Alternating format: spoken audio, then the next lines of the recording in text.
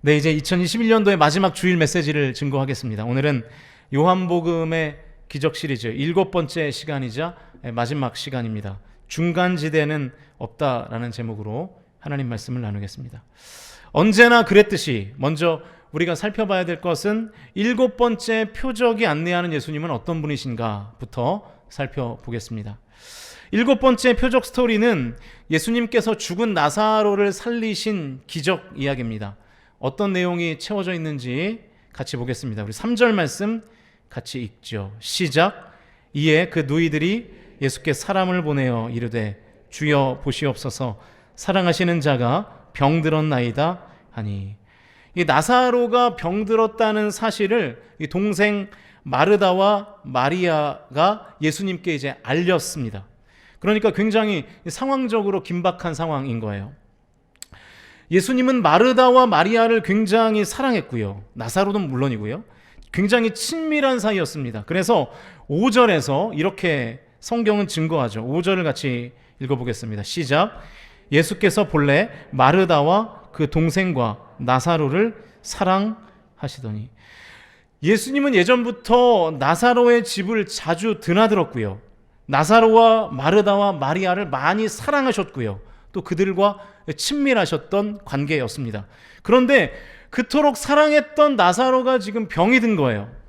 사랑하는 사람이 병이 들었다는 소식을 들으면 여러분 어떻게 반응해야 인지상정입니까? 얼른 그 사람에게 가보는 것이 인지상정이잖아요. 그러면 예수님이 어떻게 행동했는지를 보시죠. 5절부터 다시 한번 읽겠습니다. 5절과 6절 시작. 예수께서 본래 마르다와 그 동생과 나사로를 사랑하시더니 나사로가 병들었다 함을 들으시고 그 계시던 곳에 이틀을 더 유하시고. 예수님이 나사로와 마르다와 마리아를 사랑하신다는 내용 다음에 어떤 사실이 기록되어 있나요? 예수님께서 나사로가 병들었다는 소식을 들으시고 곧장 마르다의 집에 간 것이 아니라 사랑하는 나사로가 병들었다는 소식을 들은 그 장소에서 이틀을 더 머물렀어요. 이틀을. 이상하지 않습니까? 그토록 사랑하는 나사로가 병들었으면 곧장 가봐야 맞잖아요. 그게 자연스러운 거잖아요. 그런데 안 가셨어요. 그 자리에 이틀이나 더 계신 것이죠. 더 놀라운 사실이 있는데요. 원래 원문에는 이 5절과 6절 사이에 한 가지의 접속사가 들어가 있습니다. 그러므로라는 접속사인데요. 그러면 이 5절과 6절 사이에 이 그러므로라는 접속사를 넣어서 다시 한번 읽어보겠습니다. 화면을 보시면서 같이 읽습니다. 시작. 예수께서 본래 마르다와 그 동생과 나사로를 사랑하시더니 그러므로 나사로가 병들었다 함을 들으시고 그 계시던 곳에 이틀을 더 유하시고. 여러분, 이 말씀은 어떤 뜻일까요? 이 그러므로라는 접속사의 의미를 살려서 읽으면 이런 뜻이 되는 거예요. 예수님께서 나사로를 사랑하셨기 때문에 나사로가 병들었다는 소식을 들으시고 그 계시던 곳에서 이틀을 더 머물렀다. 나사로를 사랑하셨기 때문에 곧장 나사로에게 가지 않고 머무셨다는 거예요. 그러니까 일부러 늦게 가셨다는 거예요. 사랑하는 사람이 중환병에 걸렸으면 하던 일을 당장 멈추고 가는 것이 맞잖아요. 그런데 일부러 그 자리에 이틀을 더 머무신 것입니다. 제가 이제 새벽 예배를 마치고 보통 제 방으로 제 담임 목사실로 다시 내려가서 이제 다음 날 새벽 예배를 준비하고 사택으로 올라가면 이제 좀 침대에 누워서 이제 조금 쉬는 시간을 갖거든요. 그런데 제가 이제 침대에 딱 누우려고 할 때 어떤 한 존재의 음성이 들리기 시작하는데 누굴까요? 네, 사랑하는 아들 우리 이한이가 아빠 하고 저를 불러요. 그럼 제가 어떻게 할까요? 사실 누워서 정말 쉬고 싶거든요. 그런데 나도 모르게 몸이 일어나지죠. 그래서 이한이가 있는 방으로 막 뛰어갑니다. 저는 이제 건너편 방에 있고 이한이는 이쪽 방에서 자는데, 그럼 이제 제가 이한이를 안아주고 뽀뽀해주고 막 쓰다듬어주고 그러거든요. 그런데 만약에 우리 아내가 이한이하고 같은 자리에서 저를 향해서 오빠 하고 부르면 제가 어떻게 할까요? 당연히 제가 너무 사랑하는 아내니까 달려가고 싶죠. 네. 그런데 그게 잘 안 되는 거예요. 네.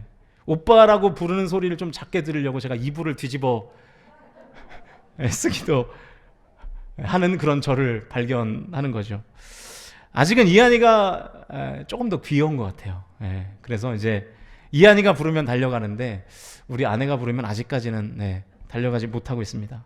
그러나 나중에 이제 이한이가 커서 좀 징그러워지면 이제 아내가 더 귀여워지는 날이 오겠죠, 그죠? 주찬미 씨 그렇게 될 날이 있을 줄로 믿습니다. 성도님들도 그런 날이 오도록 좀 기도 좀 해주십시오. 기도가 필요할 것 같아요. 그런데 어쨌든 예수님은 사랑하기 때문에 오히려 늦게 가셨어요. 일부러 늦게 가셨습니다. 마음과 다른 예수님의 행동에 어떤 메시지가 숨겨 있는 것이죠. 여러분, 결국 나사로가 죽었습니다. 그리고 예수님은 나사로가 죽은 후에 4일째 되는 날에 마르다의 집에 도착했어요. 그래서 결국에는 어떻게 하시냐면 43절과 44절 말씀을 같이 읽겠습니다. 시작.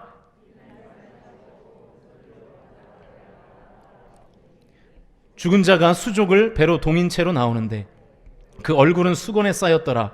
예수께서 이르시되 풀어놓아 다니게 하라 하시니라.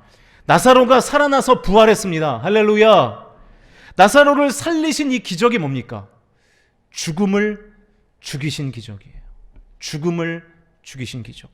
나사로의 죽음을 죽이심으로 나사로가 다시 살아나게 된 것이죠. 자, 왜 예수님은 나사로가 살아있을 때 나사로에게 가지 않으셨을까요? 무서운 표현이지만 나사로가 죽기를 기다렸던 거예요. 왜요? 죽음을 죽이시는 예수님의 능력을 보이시기 위해서 일부러 늦게 가신 것입니다. 나사로가 죽을 때까지 기다리신 거예요. 요한복음에 나타난 마지막 기적은 죽음을 죽이심으로 다시 살게 하시는 기적입니다. 다시 말하면 7번째의 표적은 생명의 주인이신 예수 그리스도를 드러내는 거예요. 다른 말로 하면 요한복음의 7번째 기적이자 이 마지막 표적은 예수님이 인간의 생사 여탈권을 가지고 계신 분이라는 사실을 가르쳐 주고 있는 것입니다. 저와 여러분이 예수님을 생명의 주인으로 믿으실 수 있기를 축복합니다. 나의 생명이 오직 주님께 달려있는 줄로 믿습니다.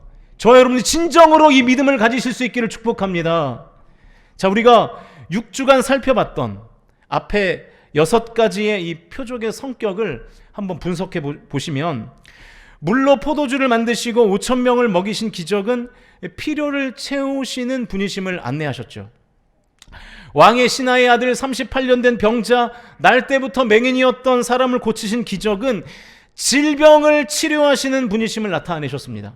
그리고 바다 위를 걸으시며 풍랑으로 인해 어려움당하고 있는 제자들을 구하신 기적은 위기에서 건지시는 주님이심을 가르쳐 주신 표적이죠. 여러분, 이 앞에서 우리가 살펴봤던 6가지의 표적이 안내하는 예수님을 한 단어로 표현하면 어떻게 표현할 수 있을까요?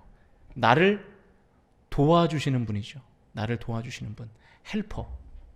헬퍼예요. 그렇죠? 내 옆에서 나를 챙겨주시는 분이에요. 앞에 6가지의 기적만 놓고 보면 예수님은 요리사로서 나를 도우시고, 의사로서 나를 도우시고, 구조사로서 나를 도우시는 분에 불과한 것입니다. 그러나 저와 여러분이 잘 아시는 대로 예수님은 헬퍼가 아니죠. 예수님은 오늘 7번째의 마지막 기적을 통해서 분명하게 우리에게 말씀하시는 거예요. 나는 생명을 죽일 수도 있고 죽음을 죽일 수도 있다. 나는 생명을 살릴 수도 있고 죽음도 살릴 수 있는 구원자라는 것이죠. 이것을 보여주시기 위해서 나사로의 집에 일찍 가지 않은 것입니다. 나사로가 죽기를 기다린 것입니다. 죽기를 기다렸다가 죽음을 죽인 거예요. 앞에 6가지의 기적으로 인해서 혹시라도 제자들이, 혹시라도 군중들이 예수님을 그저 요리사로, 그저 의사로, 그저 구조사로 인식할 것 같아서 마지막 기적을 통해서 예수님은 생명의 주관자시고 구원자이심을 확실하게 보여주신 것입니다. 여러분, 지금 우리가 성탄의 시즌을 보내고 있는데 예수님이 태어나신 것 자체가 생명의 주인이 누구이신지를 말해주고 계신 것이죠. 예수님이 생명의 주인이 아니셨더라면 어떻게 동정녀의 몸에서 나실 수 있겠습니까? 생명의 주인이셨기 때문에 남성을 경험하지 않은 여성의 몸을 통해서 예수님이 탄생하신 줄로 믿습니다. 생명의 주인이신 분만 하실 수 있는 일이 바로 동정녀의 탄생인 것이죠. 사랑하는 성도 여러분, 생명의 주인은 오직 예수 그리스도이신 줄로 믿으실 수 있기를 주님의 이름으로 축원드립니다. 구원자 되시는 예수님은 죽음도 죽이실 수 있는 분이십니다. 자, 그러면 두 번째로 생명의 주인이신 그리스도 예수, 이 구원자이신 예수님을 만나려면 어떻게 해야 되는가? 예수님의 예상이 적중했어요. 예수님을 그 누구보다 잘 알고 있었던 마르다와 마리아도 예수님을 그저 의사로 인식하고 있었습니다. 21절과 22절 말씀을 같이 읽어보시죠. 21절과 22절 읽습니다. 시작.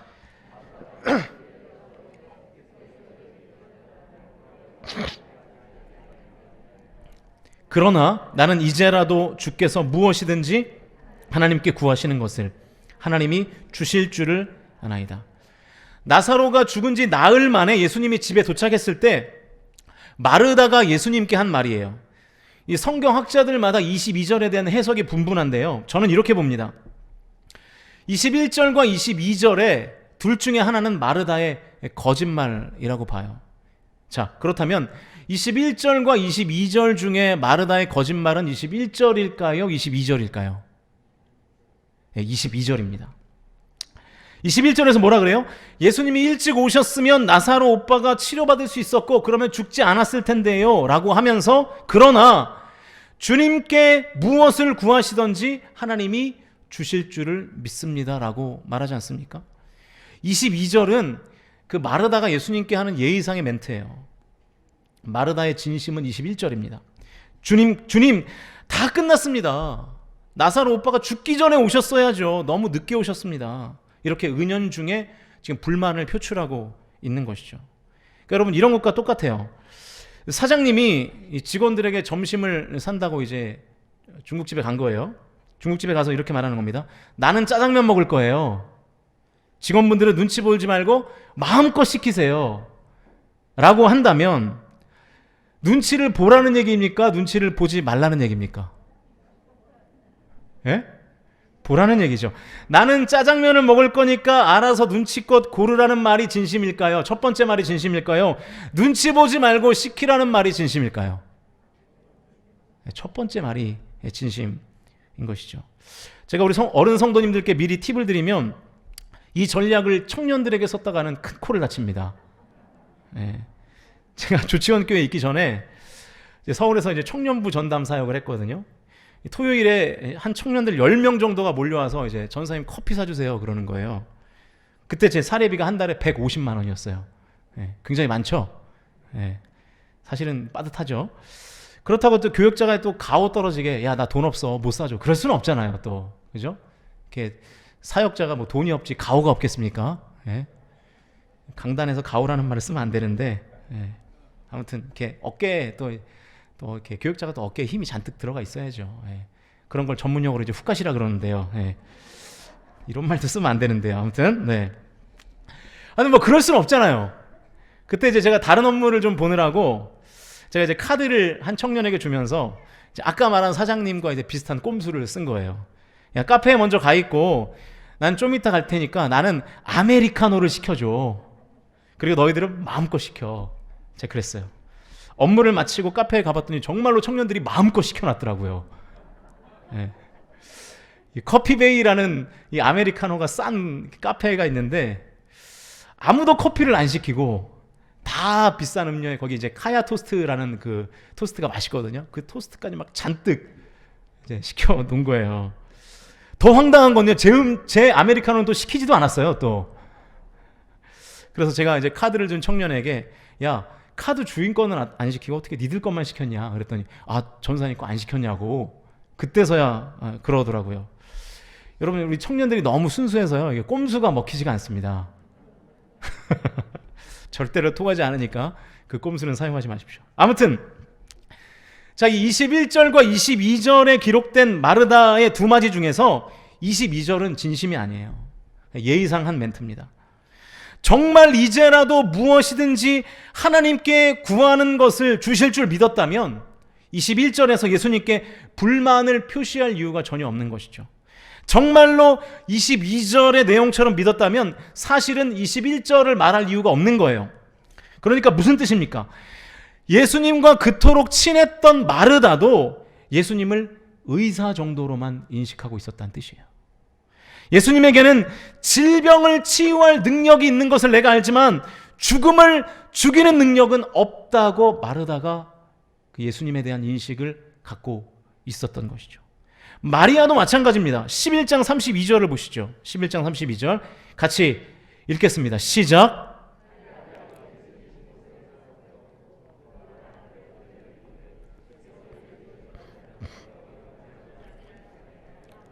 네, 이 말씀을 보세요. 언니 마르다와 토시 하나 틀리지 않고 똑같은 얘기를 하고 있습니다. 아시는 대로 예수님의 발치에 앉아서 하나님의 말씀을 사모하던 이 마리아도 예수님이 죽음을 죽이시는 생명의 주인, 구원자로 인식하지는 못했습니다. 다시 예수님과 마르다의 얘기로 돌아와 보면 예수님이 다시 마르다에게 말씀하시죠. 23절과 24절인데요. 같이 읽겠습니다. 시작. 예수께서 이르시되 내 오라비가 다시 살아나리라. 마르다가 이르되 마지막 날 부활 때에는 다시 살아날 줄을 내가 아나이다. 예수님은 지금 네 오빠가 다시 살아날 것이다 라고 말하는데 마르다는 마지막 날에 부활 때에는 다시 살아날 것을 제가 압니다. 이렇게 반응하는 거예요. 예수님은 현재의 능력을 말씀하고 계시는데 마르다는 나중의 섭리를 지금 말하고 있습니다. 마르다의 말을 아주 캐주얼하게 해석하면 이렇게 되는 거예요. 죽어서 일단 지금 이 땅에서는 끝난 거는 맞잖아요, 주님. 나중에 마지막 때에 부활한다는 것을 저도 압니다. 근데 지금 그게 나에게는 무슨 소용입니까? 이런 뉘앙스가 담겨 있는 것이죠. 제자들 다음으로 예수님을 가장 잘 안다고 볼 수 있는 마르다와 마리아도 예수님을 의사 정도로 인식하고 있는 거예요.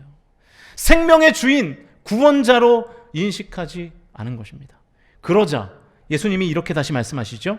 25절, 26절, 27절 말씀 같이 읽겠습니다. 시작. 나를 믿는 자는 죽어도 살겠고 무릇 살아서 나를 믿는 자는 영원히 죽지 아니하리니 이것을 내가 믿느냐. 이르되 주여 그러하외다. 주는 그리스도시요 세상에 오시는 하나님의 아들이신 줄 내가 믿나이다. 할렐루야. 저는 이때 예수님이 눈을 부릅뜨고 말씀하셨을 것 같아요. 마르다를 아마 째려보시면서 말씀하셨을 것 같아요. 왜냐하면 마르다의 인식에 변화가 생기거든요. 24절에서 마르다는 마지막 때에 부활할 것을 내가 안다고 말했어요. 안다. 내가 알고 있습니다. 그런데 예수님이 다시 힘주어서 말씀하시니까 주를 그리스도, 구원자, 생명의 주인이고 하나님의 아들이신 것을 내가 어떻게 한다고 나와 있습니까? 믿는다 라고 말하고 있습니다. 24절에서의 마르다는 부활을 그저 나중에 있게 될 사건으로 알았다면 27절에서의 마르다는 예수님을 생명의 주인, 구원자, 죽음을 죽이시는 분으로 믿었습니다. 할렐루야. 미래의 부활을 지식적으로 알았던 마르다가 현재의 부활을 믿게 된 것이죠. 예수님에 대한 인식의 전환이 일어났던 것입니다. 치료자가 아니라 의사가 아니라 죽음을 죽이시는 생명의 구원자로 인식이 바뀐 거예요. 그 후에 예수님께서 실제로 나사로의 죽음을 죽이시는 기적을 일으키시죠. 사랑하는 성도 여러분, 죽음을 죽이시는 생명의 주인이신 구원자 예수님을 만나는 방법이 뭡니까? 아는 것이 아니라 믿는 것입니다. 할렐루야. 아는 것이 아니라 믿는 거예요. 저와 여러분 예수님을 아는 수준에 머물러 있지 않고 진정으로 예수님을 믿으실 수 있기를 주님의 이름으로 축복합니다. 예수님이 마르다에게 하셨던 그 질문, 저와 여러분에게도 동일하게 하실 겁니다. 내가 이것을 믿느냐? 내가 이것을 믿느냐? 말씀하실 때 네 라고 자신 있게 대답하는 저와 여러분이 되기를 바랍니다. 여러분이 내가 믿느냐라고 질문하시는 예수님 앞에서 진정으로 아멘! 내가 그 주님을 믿습니다. 생명의 주인으로, 구원자로, 생명을 살리실 수 있는 분으로 믿습니다라는 고백을 진정으로 할 수 있다면 저와 여러분의 삶에 죽음을 죽이시는 기적이 나타나게 될 줄로 믿습니다. 할렐루야! 이제 말씀을 정리합니다. 여러분에게 예수님은 어떤 존재입니까? 그냥 예수님을 요리사로, 의사, 구조사로, 그냥 나를 돕는 분으로, 그렇게 신앙같이 보이는 불신앙의 영역 그 어디 한가운데에서 서 있지는 않습니까?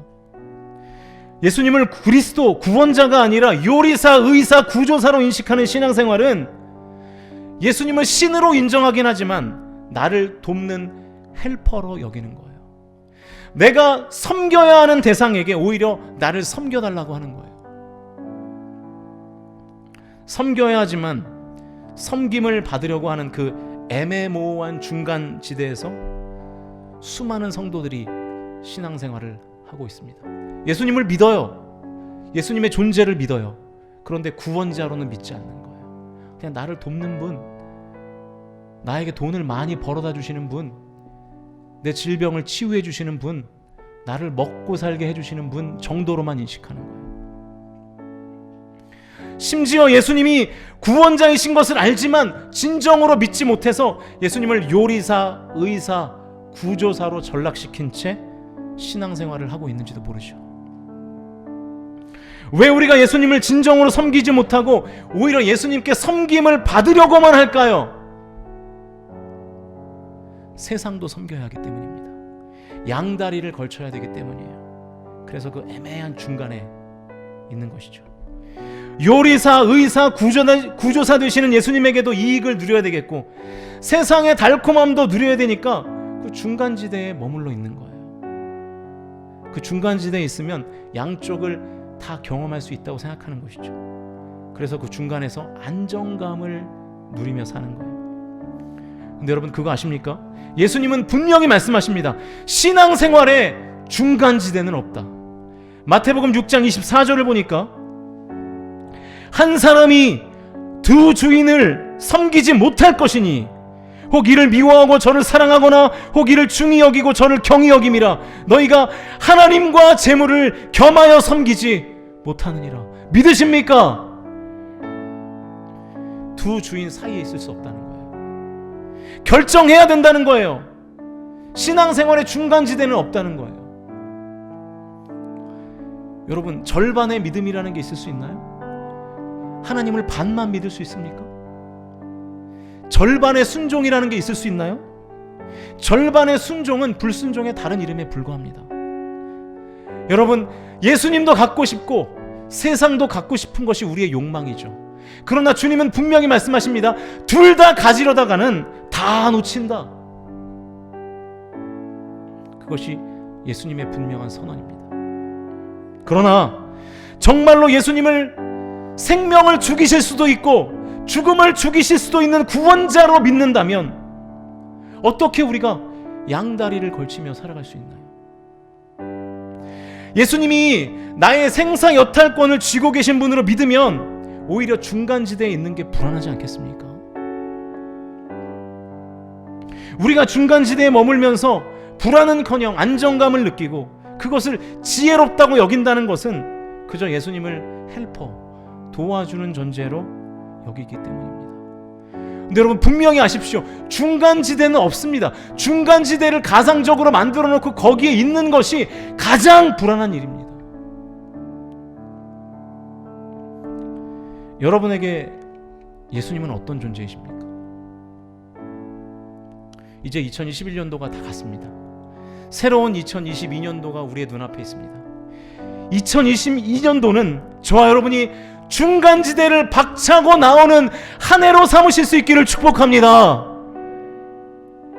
그것을 박차고 나오면 죽음을 죽이시고 죽기까지 나를 사랑하셔서 부활하신 그 주님께서 주시는 생명과 평안과 안정을 누리게 될 줄로 믿습니다.